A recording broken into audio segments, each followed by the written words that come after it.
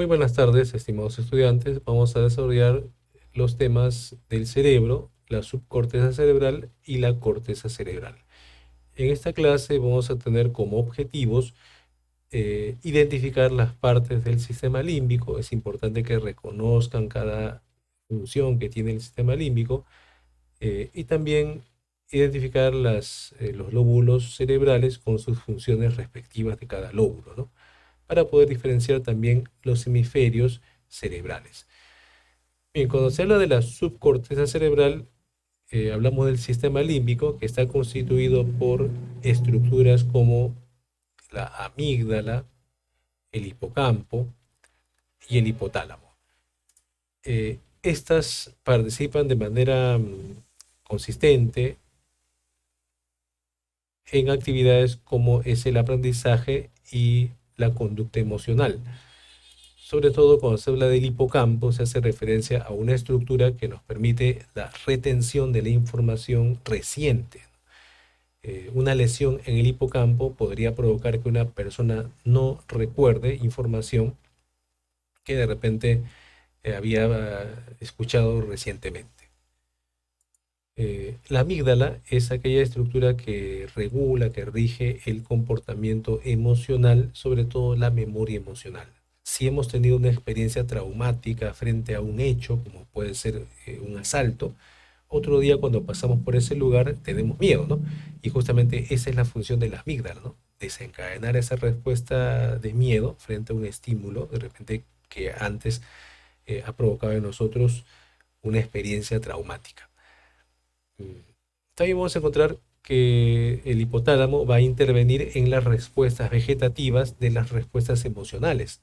Por ejemplo, el hecho de que nosotros eh, transpiremos cuando tenemos miedo o temblemos cuando tenemos miedo son respuestas vegetativas asociadas con una respuesta emocional. A la vez, el hipotálamo va a regular nuestro estado interno, nuestro equilibrio interno, lo que se llama la homeostasis corporal, ¿no? El experimentar hambre, sed, sueño, son regulados por el hipotálamo. Bien, ahora analizaremos las consecuencias de la extirpación del hipocampo. Habíamos identificado que una parte importante de nuestro sistema límbico es el hipocampo, y que este hipocampo se vincula justamente con el aprendizaje, ¿verdad? Entonces, un autor había hecho una metáfora o una analogía muy interesante, ¿no? Decía que si tenemos una memoria de corto plazo y una memoria de largo plazo, lo que a veces está de manera constante en esta memoria de corto plazo puede pasar a la memoria de largo plazo, ¿no? Por ejemplo, el hecho de que todos los días llamamos a un número telefónico y tenemos que digitar cada número, probablemente hace de que este número ya lo memoricemos, ¿no? O sea, se consolidó y pasó a la memoria de largo plazo por repetición. Y justamente el puente que permite ese paso de la memoria de corto plazo a la memoria de largo plazo es el hipocampo. El hipocampo es como un puente entre la memoria de corto plazo y la memoria de largo plazo.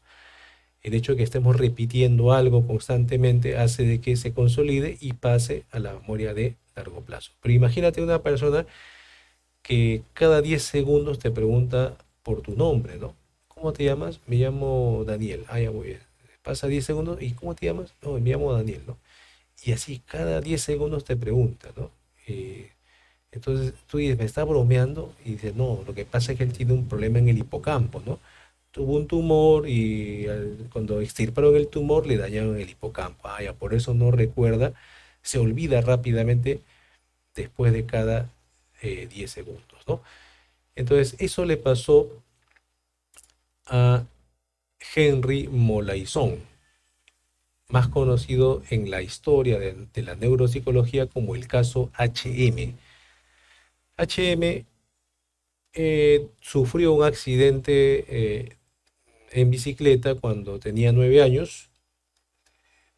Se sospecha que a partir de ese momento esa lesión que ocurrió por ese accidente provocó en él eh, epilepsia, ¿no? Provocó, digamos, convulsiones. Imagínate que desde los 9 años hasta los 27 años sufría de epilepsia constantemente que le impedía trabajar, ¿no? Él era técnico, trabajaba, pero casi no podía hacer mucho porque le sobrevenía a veces muchas crisis durante el día. Con el fin de curarlo, le ofrecieron operarle, hacerle una cirugía que solamente se había probado en animales, ¿no? En conejos, por ejemplo, ¿no? Y Henry, pues estaba ya harto de esta epilepsia, dijo, bueno, que me operen, ¿no? Con tal que me, ¿no? Que me puedan curar de la epilepsia, creo que no hay nada peor que la epilepsia, ¿no? Entonces lo operaron, le extirparon pues de ambos hemisferios el hipocampo.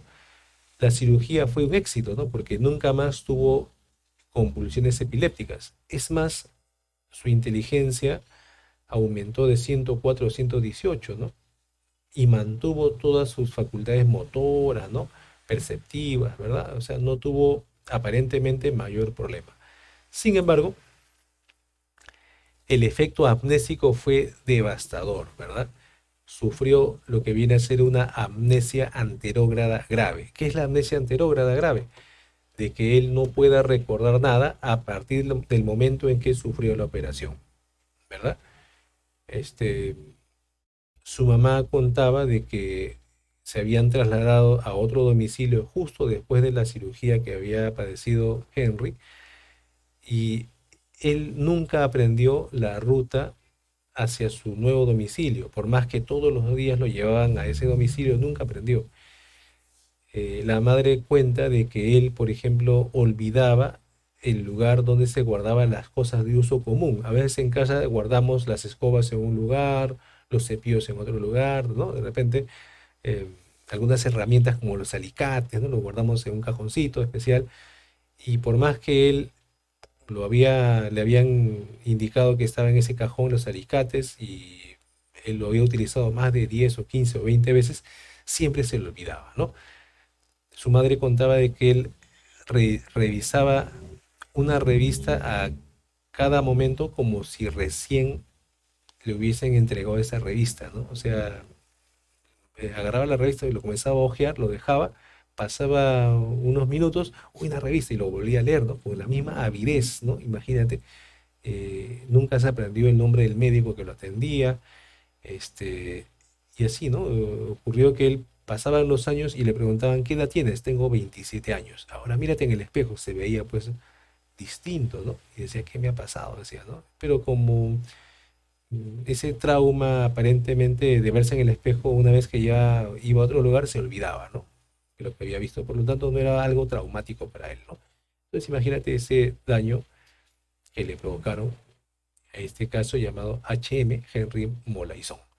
Bien, em, la amígdala es otra estructura, decíamos, si acá está el hipocampo, acá está la amígdala, ¿no? Este es el hipocampo, este es la amígdala, están, ¿no? Casi continuos. La amígdala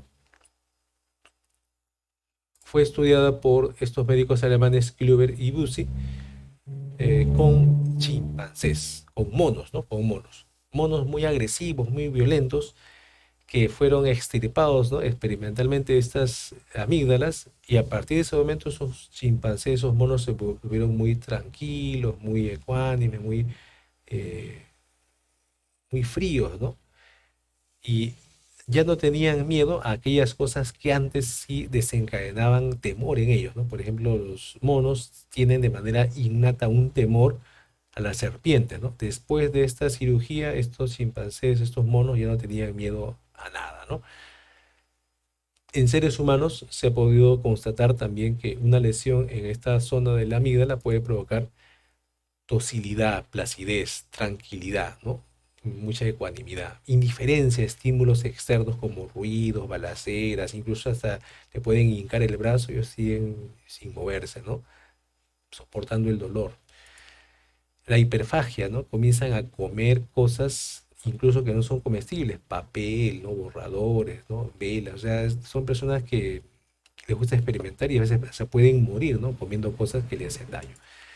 La hiperoralidad, la tendencia a explorar las cosas con la boca, ¿no? O sea, le das un arreglo, la lapicero y comienza a chuparlo, ¿no? Y a veces una hipersexualidad, un deseo sexual elevado, dirigida de forma indiscriminada, ¿no? Entonces, estos monos se encontró que tenían sexo con animales de otra especie o también entre, ¿no? Buscaban tener sexo con animales, ¿no? De su propio sexo de repente, ¿no? Eh, en seres humanos también se ha encontrado esto, ¿no? Digamos, esa actividad sexual indiscriminada, ¿no? Bien. Y también pérdida del miedo, ¿no? O sea, si antes tenían miedo a las balaceras, ¿no? Los perros, las tarántulas, y ahora agarra una tarántula, agarra una serpiente, o sea, como que se arriesgan de forma desmedida y no se noten ellos ese temor, ¿no? Esa agitación por el miedo. Bien.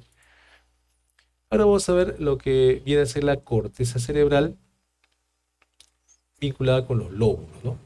Entonces, el cerebro tiene una capa superior llamada la corteza cerebral que caracteriza, diferencia, identifica propiamente al cerebro humano. El cerebro humano se diferencia del cerebro animal porque tiene mayor volumen en la corteza, a diferencia de los primates, ¿no?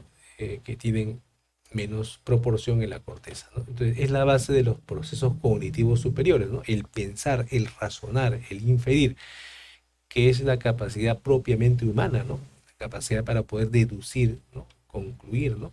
Para razonar es propiamente humana. Son procesos superiores. El lenguaje también, ¿no? El lenguaje que permite, digamos, codificar la experiencia y poder transmitirla a los demás, ¿no? En la especie humana, su superficie total es de aproximadamente 2.200 centímetros cuadrados, ¿no? O sea, más de 2 metros, ¿no? Cuadrados, ¿no? Si se extiende, ¿no? Es como una gran tela, ¿no? Eso es. Sino que está arrugado, ¿no? Se ha ido arrugando, o el proceso evolutivo ha ido creciendo y se ha ido arrugando en el cráneo, ¿no? Está formado por una lámina de 3 a 6 milímetros de grosor. Entonces, es como una cáscara de naranja, ¿no? Que tiene un grosor de entre 3 a 6 milímetros ocupando todo el cerebro. Se divide en dos hemisferios cerebrales y cuatro lóbulos, ¿verdad? Hemisferio derecho, izquierdo, lóbulo frontal, ¿no? Occipital, temporal y parietal. Vamos a ver acá en forma gráfica esta ubicación de los lóbulos, ¿no? El lóbulo frontal está en la parte delantera, acá está señalado con el color rojo, se encarga de las funciones propiamente humanas, ¿no? El hecho de hablar, ¿no? El hecho de poder planificar nuestras actividades, ¿no? De poder razonar, ¿no? Es propiamente humano. El lóbulo temporal se encarga de la audición, de escuchar, ¿no? De escuchar y de interpretar aquello que escuchamos, ¿no? También de la memoria, ¿no? Del lenguaje. El lóbulo parietal se encarga pues de la sensibilidad de todo nuestro cuerpo, ¿no? El hecho de sentir, por ejemplo, en nuestra piel un objeto, el hecho de experimentar de repente también el gusto, ¿no? A través de los sabores, ¿no? Que probamos cuando degustamos la comida. Y también en esa zona que es asociativa se encuentra la capacidad para poder orientarnos en el espacio, ¿verdad? En el lóbulo occipital se encuentra la capacidad para poder tener visión, ¿no? La visión, la percepción visual y organizar lo que vemos, dándole significado a los símbolos que podemos captar visualmente, ¿verdad? Entonces, cada lóbulo va a tener una función específica en algunas actividades, pero en su mayoría los lóbulos participan en actividades conjuntas, ¿no? O sea, para poder leer, yo requiero información de mi lóbulo temporal y de mi lóbulo parietal, ¿verdad? Debo recibir información constante. Vemos acá otra lámina correspondiente a los lóbulos cerebrales. Acá nos dan una idea más o menos también genérica acerca de sus funciones, ¿verdad? El lóbulo frontal organiza la información acerca del sentido de sí mismo, o sea, forma parte de nuestra identidad, nuestra personalidad, ¿no? Nuestra capacidad para tener la autoconciencia y a la vez regula el movimiento voluntario, ¿no? A nivel motriz y las capacidades de razonamiento de orden superior, ¿verdad? El lóbulo parietal se vincula con las sensaciones a nivel de toda la piel, ¿no? Control de la temperatura, la presión, ¿no? También el gusto. El lóbulo occipital se encarga fundamentalmente de la vista y la capacidad para poder interpretar aquellas cosas que vemos, ¿verdad? Y lo que viene a ser el lóbulo temporal, vinculada con la capacidad auditiva, la interpretación del lenguaje y también la capacidad para poder reaccionar emocionalmente, darle significado a los estímulos emocionales, ¿verdad? Que podemos encontrar. Eh, Vamos a ver entonces acá el lóbulo frontal como una de las primeras estructuras importantes que debemos tomar en cuenta. Y acá, mira, se hace referencia a la corteza prefrontal, ¿no? Que es la parte que está adelante de nuestro lóbulo frontal. Esta corteza prefrontal contiene las funciones ejecutivas. ¿Qué son las funciones ejecutivas? Son aquellas que nos permiten actuar de manera voluntaria, ¿no? Seleccionar, planificar, anticipar y regular la actividad mental. Cuando vamos a hacer algo muy sencillo como salir a comprar pan o salir al mercado, nosotros tomamos nuestras precauciones, ¿verdad? Llevar bolsas, llevar la mascarilla, llevar dinero, llevar la llave, ¿no? Porque no podríamos salir de casa y decir, uy, me olvidé el dinero, ¿no? Regresar, ¿no? Salir de casa, uy, me olvidé la bolsa, ¿verdad? Ya estás con la bolsa y dinero, sales a comprar, uy, me olvidé la llave, ahora cómo entro, ¿no? Entonces, no ocurre eso, ¿no? Quizá ocurre en algún momento, pero eso es algo casual. Lo regular es que podamos tomar las medidas preventivas para que no estemos perdiendo tiempo, ¿no? Eso es gracias justamente a las funciones ejecutivas de este lóbulo prefrontal, de esta corteza prefrontal, ¿no? Por lo tanto, permite la selección, previsión y anticipación de objetivos, ¿no? Vamos calculando qué va a pasar, ¿no? Qué va a ocurrir. Es el centro también que regula el pensamiento abstracto, la memoria de trabajo, ¿no? Que es la capacidad para poder trabajar con información de manera simultánea, ¿no? O sea, yo en este momento podría estar pensando en varias cosas al mismo tiempo mientras estoy haciendo la clase, ¿no? Entonces uno está pensando de repente en el tiempo, está pensando en las preguntas que pueden surgir, ¿no? En ustedes de repente en este momento yo puedo anticiparme a esas posibles preguntas que puedan ustedes tener, ¿no? En un momento determinado, ¿no? En una clase presencial uno hace eso, ¿verdad? Bien, la habilidad para interactuar con otras personas, es decir, las habilidades sociales, ser empático, ¿no? Saber darnos cuenta quién está enojado, saber quién está triste y saber en qué momento decirles las cosas para no causarles enojo, molestia, ¿verdad? La capacidad de la autoconciencia emocional que tiene que ver pues con la capacidad de las personas para darse cuenta si están bien o están mal, dónde se encuentran, ¿no?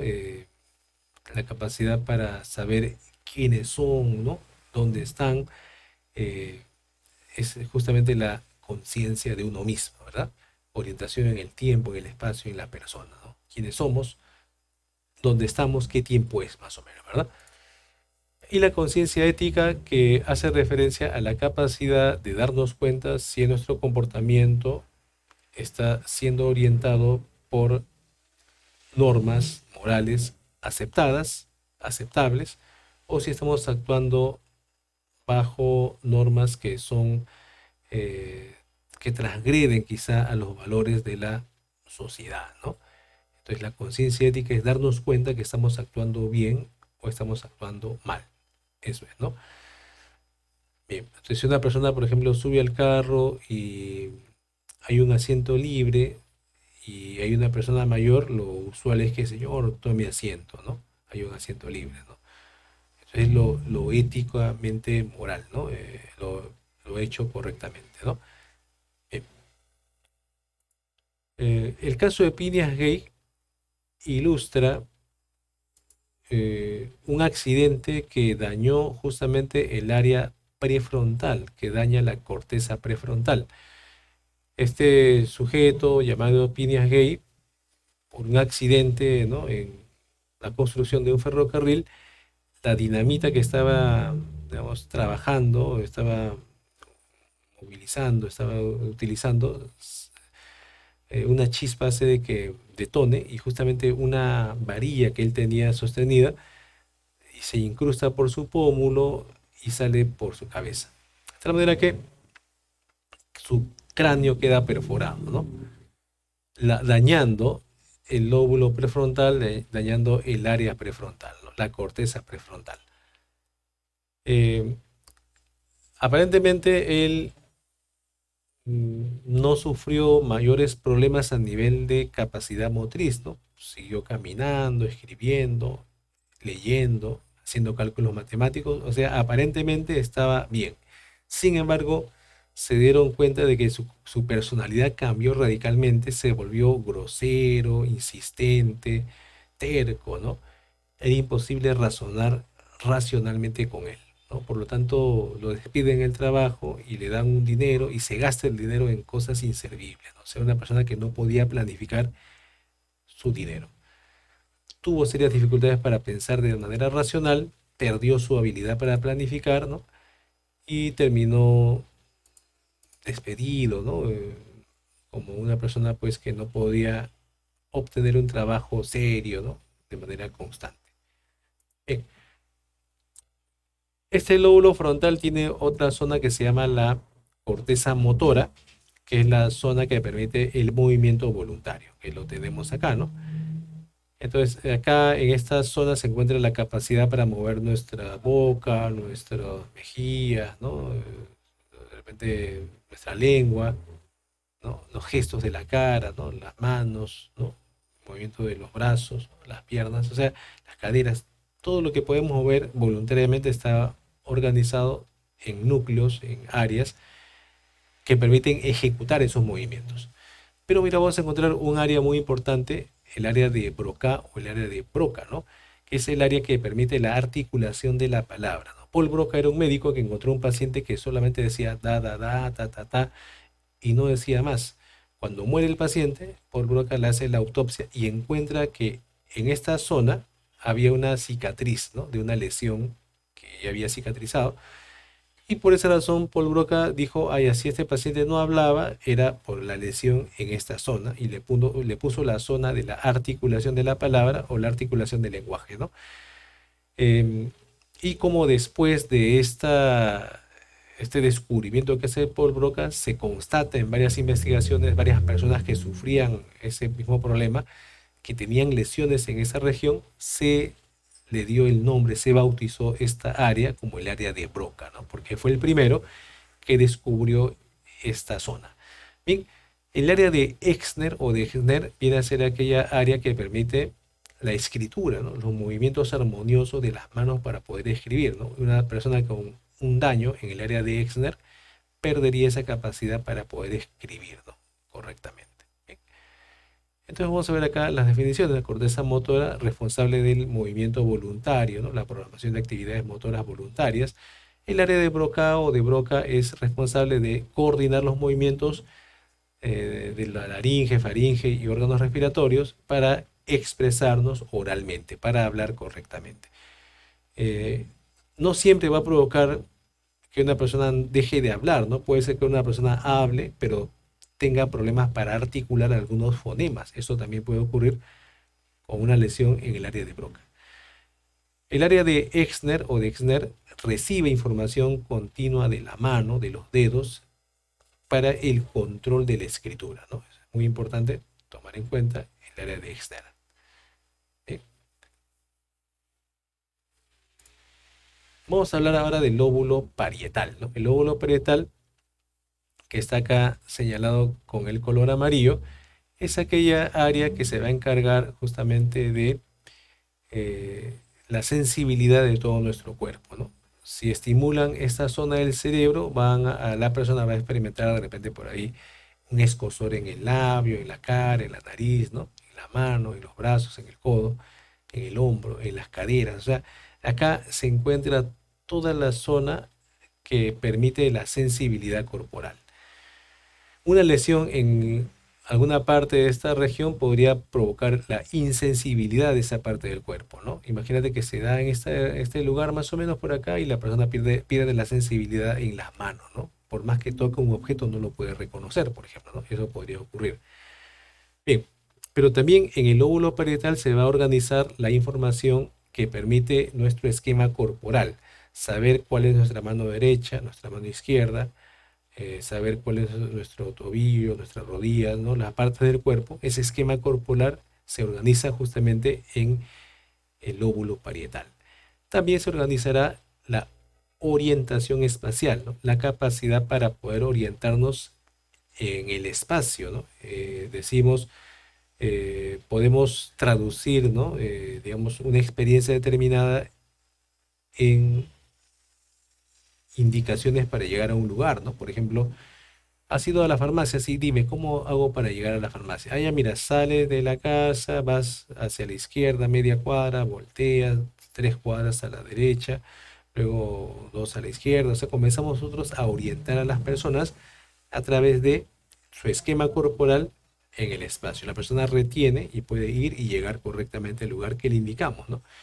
Eso nos permite el esquema corporal, la orientación espacial. Entonces, imagínate una persona que era un joven que repartía gas, ¿no?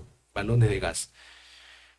Sabía todas las rutas para llegar a todos los domicilios, ¿no? Él era el más eficiente, en menos de 5 minutos llegaba pues a la casa, ¿no? Con su bicicleta. Sufre un accidente, el balón de gas le golpea la cabeza, se cae. Cuando se recupera, quiere volver a trabajar, pero ahora ya no se demora 5 minutos, sino toda una hora, ¿no? Para llegar a un lugar cercano. Se pierde, ¿no? Se desorienta. Entonces le cuesta, ¿no? Llegar, le cuesta aprender nuevamente esas rutas, ¿no? Y eso justamente porque hay una lesión en el lóbulo parietal, ¿verdad? Eso es la orientación espacial. ¿Eh?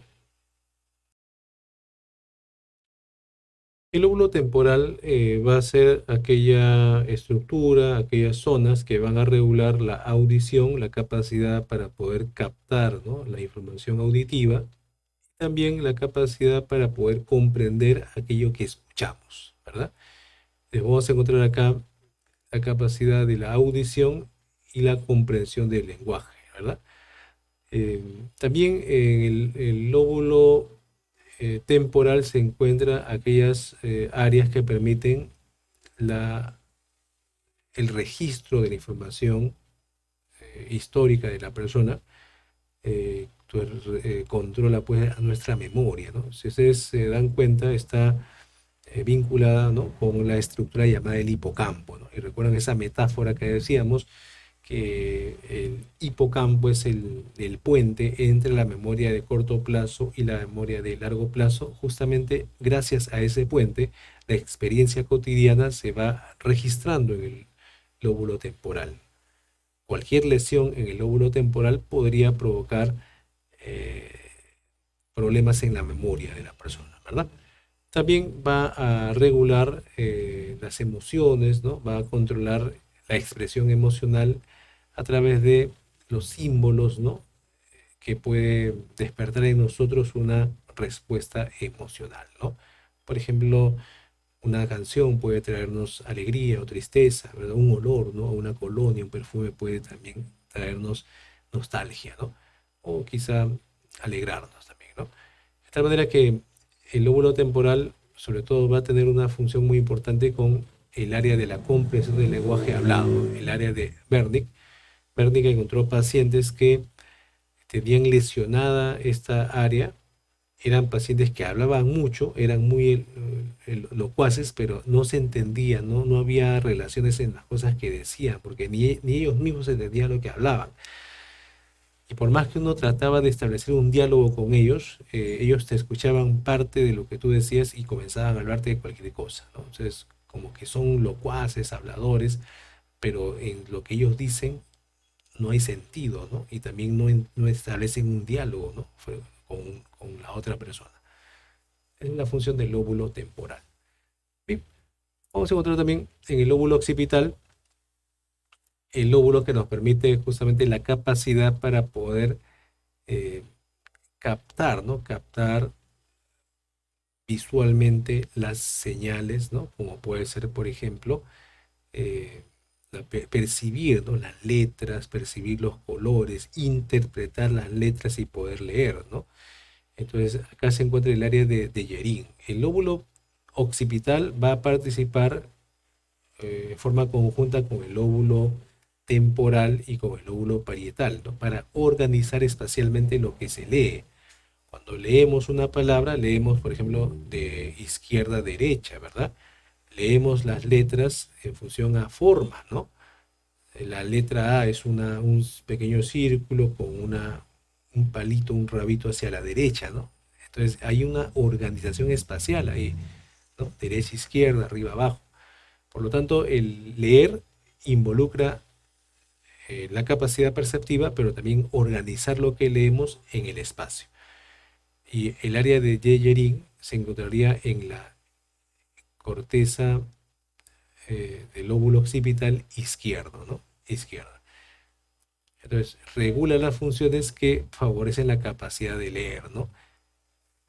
Este lóbulo occipital se conecta pues con el lóbulo parietal y el lóbulo temporal para localizar espacialmente los estímulos visuales, ¿verdad? Eso te decía, ¿no? Como leer involucra también la participación de la capacidad de orientación espacial, ¿no? Y sobre todo va a procesar la información visual, ¿no? Si hay una lesión en el lóbulo occipital podría provocarse ceguera en la persona, ¿verdad? Bien, eso es muy importante. Ahora vamos a ver la corteza cerebral, sobre todo en su división de hemisferios cerebrales, ¿no? Por ejemplo, encontramos acá el hemisferio izquierdo, que cuando uno es dominante, este hemisferio izquierdo va a permitir el movimiento de la mano derecha, de toda la parte derecha del cuerpo, ¿no? Entonces somos diestros, ¿no? La mano dominante es la mano derecha, porque el hemisferio dominante es el hemisferio izquierdo. En la mayoría de personas, nuestro hemisferio dominante es el izquierdo. El hemisferio izquierdo, al ser el dominante, es el que va a actuar con racionalidad, con lógica, ¿no? Para hacer las cosas. Sin embargo, el hemisferio derecho, que no es dominante, se va a encargar de funciones más de carácter artístico, emocional, sentimental. Vamos a ver acá un cuadrito donde se grafica estas ideas, ¿no? Por ejemplo, en el hemisferio izquierdo y derecho, la visión, ¿no? La capacidad para poder leer, por ejemplo, eh, identificar letras o palabras, se encontraría pues en el lóbulo occipital izquierdo, ¿no? Ahí estaría el área de Deyerin, por ejemplo, ¿no? Sin embargo, la otra parte del hemisferio derecho también hay un lóbulo occipital, ¿no? En la mitad del lóbulo occipital, que permitiría el reconocimiento de expresiones emocionales, ¿no? De identificar los rostros y los modelos geométricos, ¿no? Ver a alguien triste, identificar su tristeza o su enojo, es gracias justamente a este hemisferio derecho, el lóbulo occipital derecho, ¿verdad? Bien. La audición, ¿no? La audición que estaría organizado por el lóbulo temporal, por ejemplo, hablábamos de que la capacidad para poder entender los sonidos del lenguaje, el área de Wernicke, ¿no? De Wernicke, estaría justamente en el hemisferio izquierdo. Sin embargo, eh, en el lado opuesto, en el hemisferio derecho, también hay una zona, ¿no? En el lóbulo temporal, que va a interpretar los sonidos del lenguaje, ¿no? La música, ¿no? Va a reconocer los ritmos. Entonces, podemos escuchar la entonación emocional que hace una persona cuando pide algo, ¿verdad? Podemos escuchar, por ejemplo, el sonido no lingüístico que es la entonación de burla, ¿no? Me lo dijo en tono irónico, dicen, ¿no? Se estaba burlando de mí, ¿no? El otro dice, no, yo lo escuché bien, ¿no? Claro, el otro no se ha dado cuenta que había un tono irónico en la frase, en las palabras que decía la otra persona, ¿no? Eso es lo no lingüístico, ¿no? Lo musical a veces, ¿no? La entonación musical. Bien. El tacto no va a tener participación el lóbulo parietal en el tacto, de repente en el hemisferio izquierdo, pero sí en el hemisferio derecho, ¿no? Para reconocer modelos táctiles, el braille, ¿no? La identificación de aquellas pequeñas erupciones que permiten leer, ¿no? A los que tienen esa ceguera, ¿no? Y tienen la capacidad de leer el código braille, ¿no? El movimientos complejos, movimientos homolaterales, es debido al hemisferio izquierdo y el movimiento de todo el cuerpo de manera armoniosa en patrones espaciales sería el hemisferio derecho, ¿verdad? Entonces, armar el cubo mágico, por ejemplo, implica, ¿no? Mover las manos en forma eh, digamos, simultánea, pero bailar eh, en un espacio determinado, una danza, por ejemplo, implica mover todo el cuerpo, ¿no? Entonces sería acá el hemisferio derecho quien participa en esa función. En la memoria tenemos una memoria verbal, memoria de palabras, ¿no? Códigos lingüísticos, encontrar el significado de los recuerdos, ¿no? ¿Qué significa tal acontecimiento, ¿no? Entonces, más se vincula con una memoria de tipo semántica, ¿no? ¿Cuál es la definición de triángulo, ¿no? Entonces, buscamos en nuestra memoria el concepto, ¿no? Y tenemos una memoria verbal de palabras, ¿no? Sin embargo, en el hemisferio derecho la memoria va a ser no verbal, ¿no? Hay cosas que recordamos pero que son recuerdos a veces automáticos, ¿no? Cuando sentimos un olor, cuando vemos un atardecer, a veces tenemos una nostalgia y no sabemos por qué, ¿no? Tenemos esa nostalgia, ¿no? El aspecto perceptivo de los recuerdos, ¿no? A veces no recordamos palabras, pero sí imágenes, ¿no? De situaciones que hemos vivido, ¿no? Entonces sería más el hemisferio derecho. El lenguaje, propiamente dicho, el lenguaje racional, discursivo, en el cual podemos establecer un diálogo con las personas, estaría gobernado por el hemisferio izquierdo, el habla, la lectura, la escritura, las matemáticas, ¿no? Sin embargo, en el hemisferio derecho, el lenguaje se vincularía más con la entonación emocional de las palabras. Cuando queremos pedir un favor o cuando queremos hacer un reclamo, el tono del lenguaje va a ser diferente, ¿no? Ese tono emocional es justamente va a ser regulado por el hemisferio derecho.